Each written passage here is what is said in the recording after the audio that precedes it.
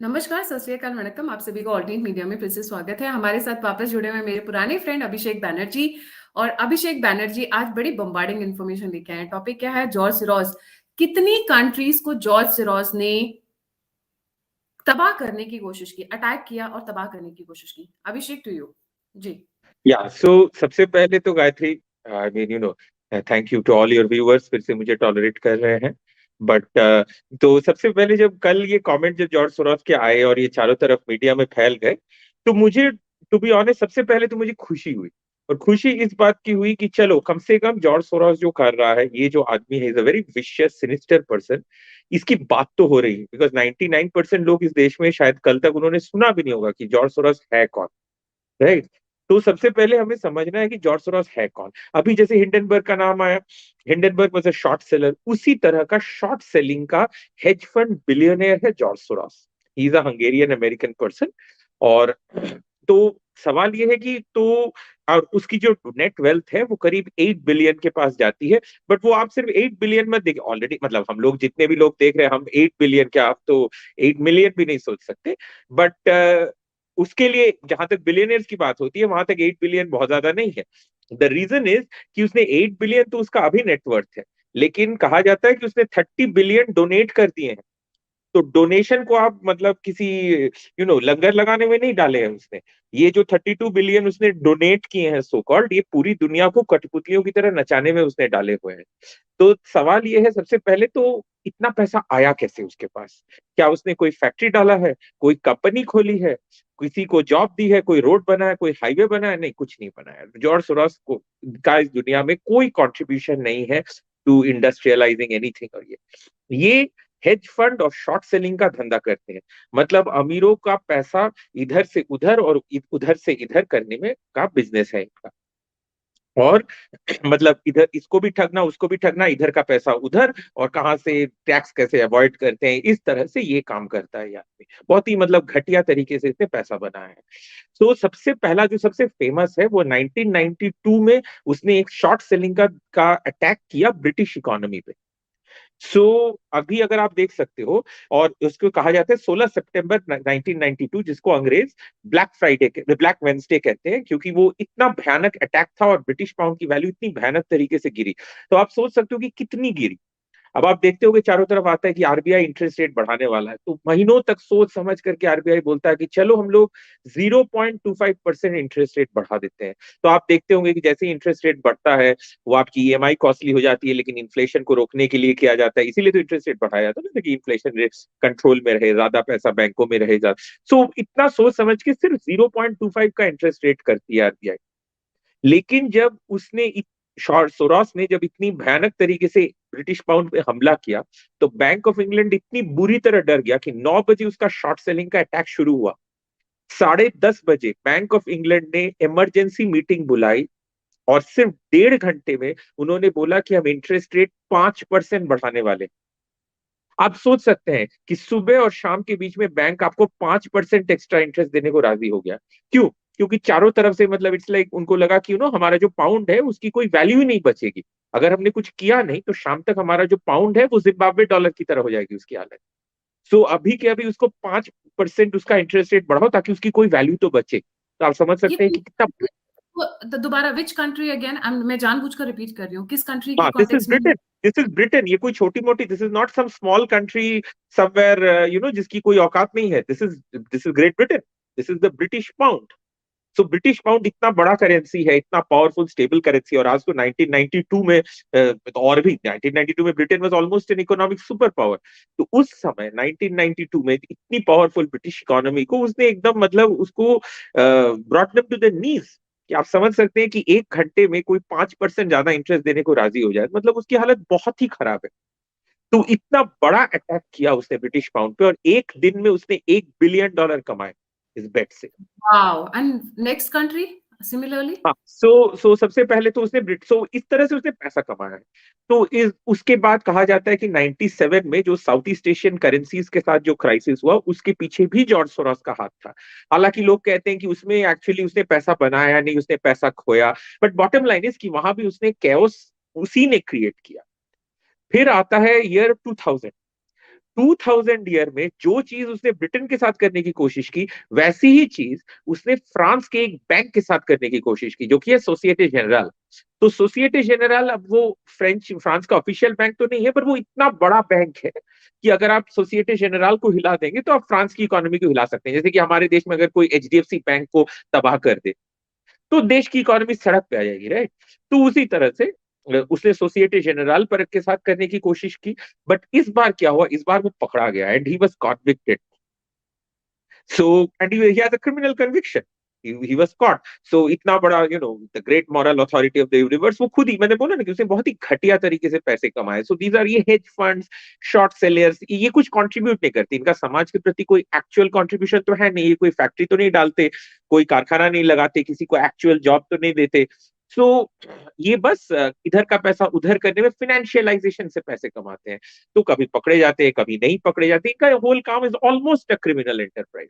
इसमें कोई, because it does not produce anything, right. तो जैसे टाटा बिरला, वो असली में कारखाने बनाते हैं, एयरलाइन चलाते हैं, कुछ चलाते हैं, कुछ बनाते हैं, बट ये तो लोग मतलब कुछ कुछ नहीं बनाते। कैपिटल इन्वेस्टमेंट है, कैपिटल कोई इन्वेस्टमेंट है, इंफ्रास्ट्रक्चर है। कोई कैपिटल इन्वेस्टमेंट है, कुछ बनाते हैं। ये बना है, ठीक है, ऑयल रिफाइनरी बनाई मैंने, यहाँ से ऑयल बनेगा, लोगों को काम मिलेगा, कार कार बनाई मैंने, ये बनाया, वो कुछ कुछ तो बना है। बट इसमें ये लोग कुछ नहीं बनाते, सिर्फ फाइनेंशियलाइजेशन से पैसे कमाते हैं। They are leeches on the economy basically.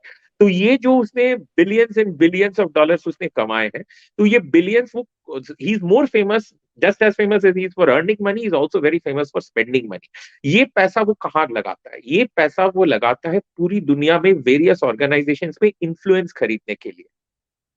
जैसे आप अभी देख सकते हैं, हाँ, अब हम कुछ एलिगेशन तो प्रूव नहीं कर सकते, but as you can see, एक ट्वीट सामने आया कि 2009 में Shashi Tharoor, external affairs minister, minister of state for external affairs बनने से एक दो दिन पहले, वो जाकर के जॉर्ज सोरोस से मिलकर आता है। क्यों आता है?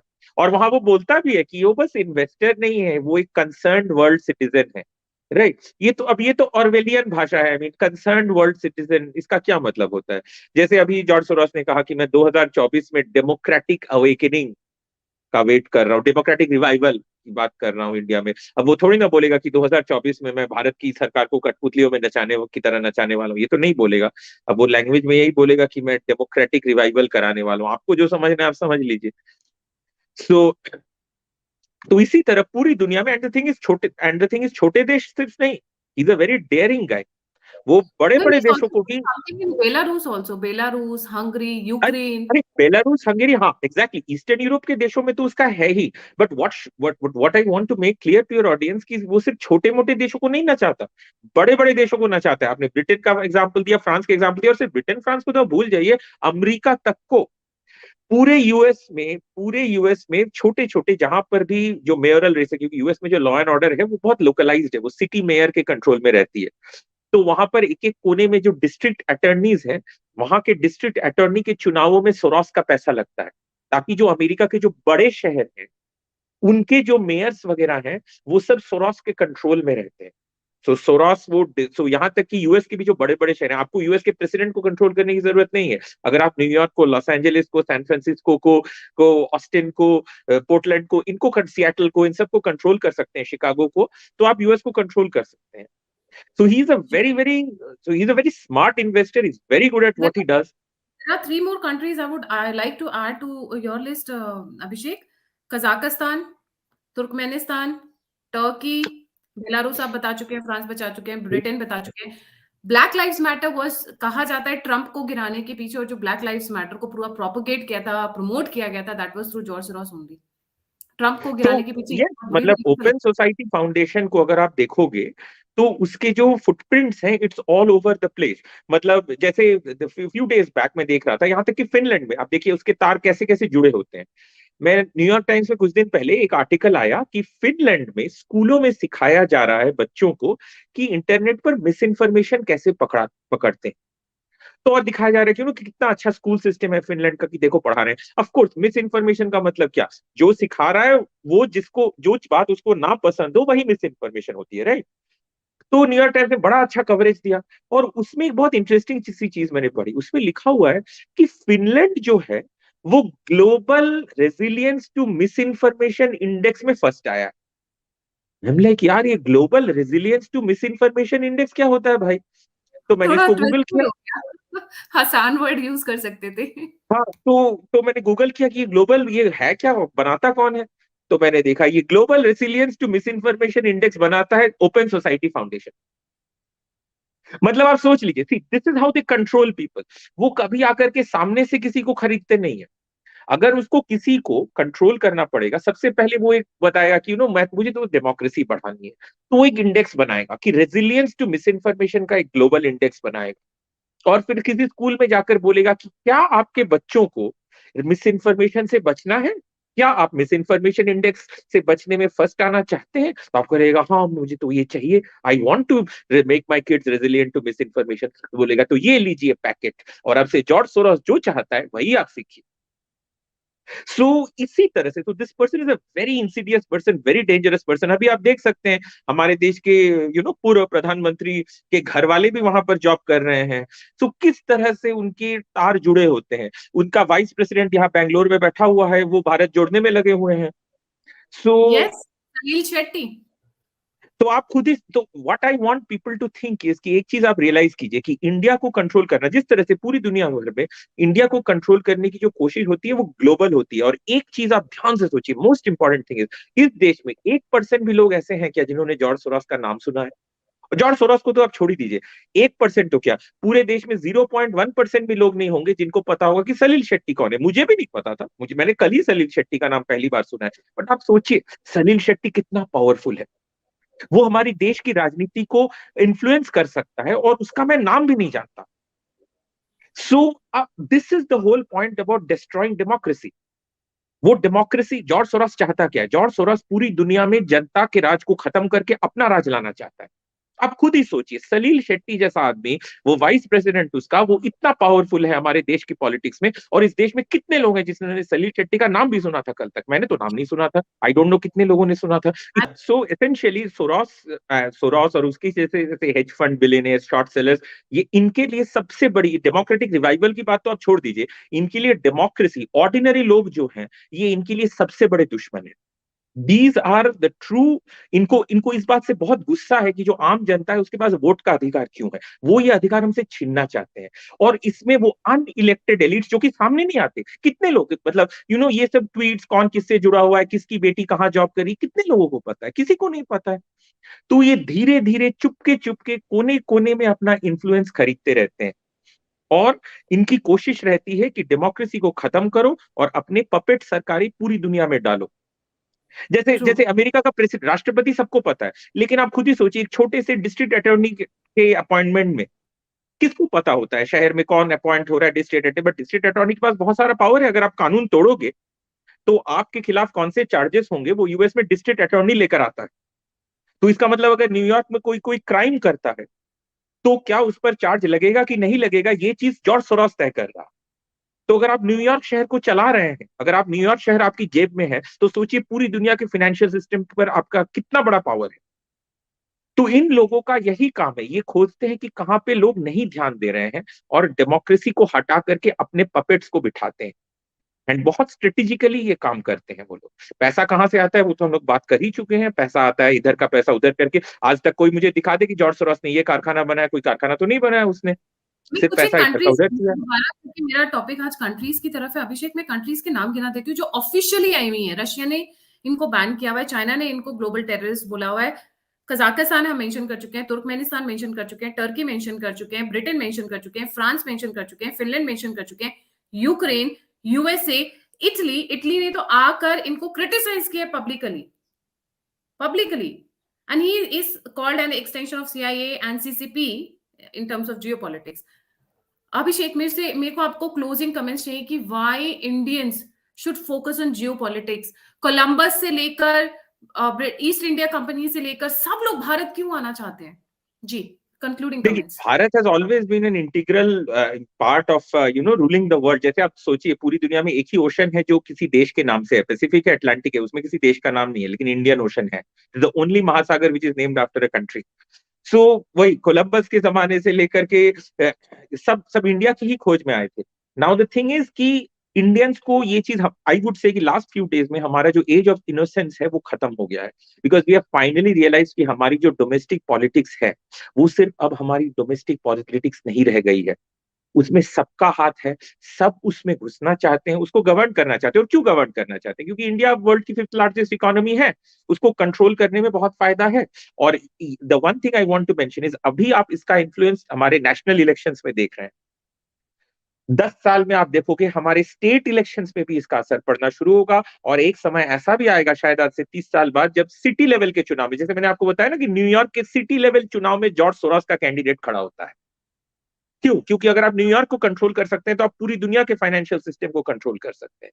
तो उसी तरह से जो चीज हमने नेशनल लेवल पे देखी, कुछ ही दिन बाद हम लोग उसको स्टेट लेवल पे देखेंगे। और शायद एक समय ऐसा भी आएगा जहां की हमारे शायद बैंगलोर शहर के मेयर के चुनाव में भी जॉर्ज सोरोस विल इंटरवीन। ये होने वाला है और इसके लिए लोगों को तैयार रहना पड़ेगा। मैं लोगों को एक चीज कहना चाहती हूँ, बहुत लोग अभी जब ये अभिषेक ने स्टेटमेंट दिया तो ये सोच रहे होंगे कि जॉर्ज सोरोस तो तब तक टपक गया होगा। I am sorry, I mean George Soros तब तक स्वर्ग से धार गए होंगे। But the fact is, George Soros सिर्फ एक नाम है, एक बंदे का नाम नहीं है, एक आइडेंटिटी है। बहुत जॉर्ज सोरोस लाइन में लगे हुए हैं। यस, ऑफ कोर्स, वो ऑफ एक कोर्स। आइडियोलॉजी के साथ हम एसोसिएट करते हैं। हम जॉर्ज सोरोस सिर्फ एक पर्सन के साथ एसोसिएट नहीं करें, एक आइडियोलॉजी के साथ एसोसिएट करें। So yes, yes, Abhishek, concluding line. And Yeah, then we will. and I would like to mention, जहां तक मुझे as far as I know, George Soros is a son also, और वो वर्ल्ड इकोनॉमिक फोरम में घूमता रहता है। किसी को नहीं पता कि एग्जैक्टली वो आदमी करता क्या है। हाँ, but I can only assume that he is taking the George Soros agenda forward. And I would say one more thing कि इन लोगों को ज्यादा आइडियोलॉजिकल लेंस से मत देखिए, क्योंकि ये लोग, दे आर ट्रू अथॉरिटेरियंस। ये ना लेफ्ट विंगर्स है ना राइट विंगर्स है, they are just authoritarians. They just want to control people. इनको और किसी चीज में इंटरेस्ट नहीं है। तो ये लेफ्ट के साथ भी जा सकते हैं, राइट के साथ, किसी के साथ जा सकते हैं। ये सिर्फ हमारी डेमोक्रेसी को, ऑर्डिनरी जनता के वोट से इनको बहुत गुस्सा है। They hate the fact that we have a right to express ourselves. इसको हटाकर they want to rule the world. George Soros wants to be the king of the world. He is an authoritarian, nothing more, nothing less. जी, thank you so much Abhishek for joining and sharing such valuable information. जाने से पहले सभी viewers से request है, please don't forget to like, subscribe and share the alternate media. आप मुझे डांटना चाहते हैं, आप अप्रिशिएट करना चाहते हैं, इन्फॉर्मेशन पास ऑन करना चाहते हैं, आइडियाज देना चाहते हैं, सारे लिंक्स डिस्क्रिप्शन बॉक्स में। हाँ, please also support, all the links are given in the description box. इसी के साथ मैं गायत्री देवी, जय हिंद, जय श्री राम, हर हर Mahadev. Thank you so much Abhishek.